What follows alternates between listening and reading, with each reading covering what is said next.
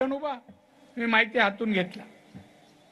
मी म्हणलं उद्धवजी, हा तुमचा खासदार इथे नवीन प्रकल्प आला का त्याला विरोध करतो, हा तोडफोड करणार आहे, हा 15% 20% घेतो. तोंडावर सांगितलं, इथे बसले ते आणि ते सांगितलं या कोकणात प्रकल्प येत नाही खासदारामुळे. हा चूप. असं बांधून खोटं बोलतात.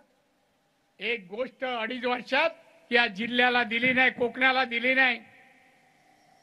आपल्याला सर्वांगीण विकास करायचा. तुम्हाला माझी क्षमता माहिती आहे.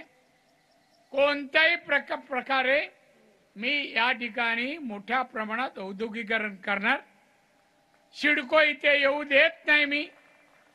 आणि म्हणून तुम्ही मतदान करून निवडून द्याल असे या ठिकाणी निवडून द्या विश्वास व्यक्त करून माननीय राज ठाकरे यांना परत एकदा त्यांचे आभार मानत असताना त्यांना दीर्घ आयुष्य आणि उत्तम आरोग्य, त्यांच्या मनोकामना माझा रामेश्वर पूर्ण करू दे अशी प्रार्थना करतो. रजा घेतो.